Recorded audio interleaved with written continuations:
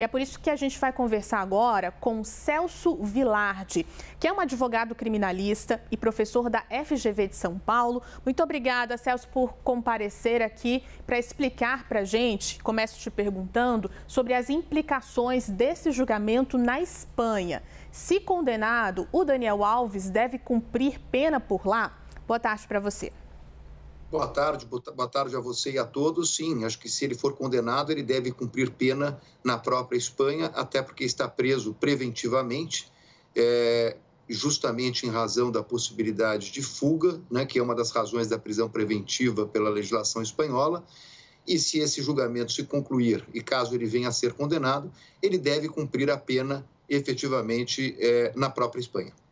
Agora, teve um questionamento do Daniel Alves, que foi o seguinte: quando ele foi pedir ali, né, para, enfim, voltar para o Brasil, mas ter um monitoramento, ou ter mesmo, até mesmo o passaporte apreendido, ele comparou a situação dele a Robinho e disse que não iria se colocar nesse mesmo lugar, não iria fugir.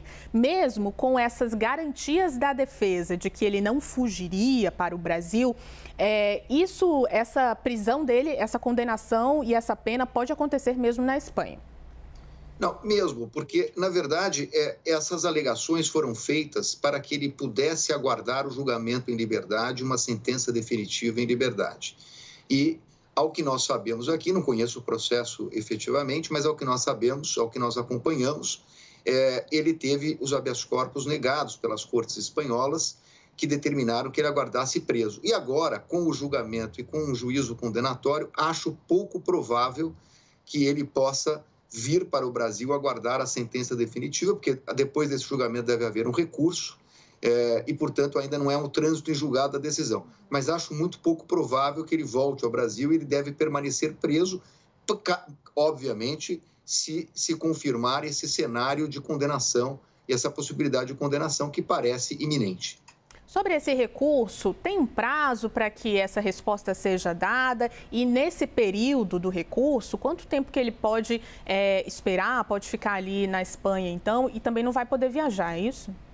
Não, ele não deve poder viajar, ele deve permanecer preso, né? Caso ele venha a ser condenado, repito, né? Porque eu acho que a condenação aqui, ou absolvição, né? Está sendo julgado agora. Ele pode ser condenado ou absolvido. Pelo que nós acompanhamos, o cenário parece ser de uma condenação, pelo que vimos até agora, numa mudança de versões que ele teve, e parece, segundo os jornais publicam, a versão da vítima, da amiga e dos funcionários daquela boate são muito firmes para confirmar a versão condenatória. Então ele deve ser condenado, deve haver um recurso que pode demorar aí até 12 meses, mas penso eu que ele deve cumprir pena antecipadamente, mesmo antes desse último recurso, e ele deve ficar preso para cumprir a integralidade da pena na Espanha.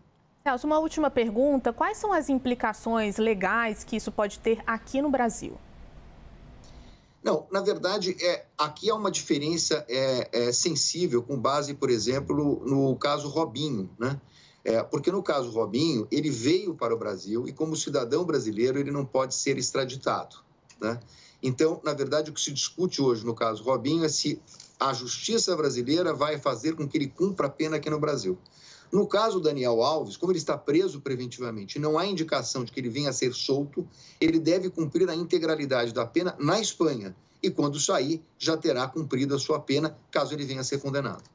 Nós conversamos agora com Celso Vilardi, advogado criminalista e professor da FGV de São Paulo. Muito obrigada, professor. Um abraço.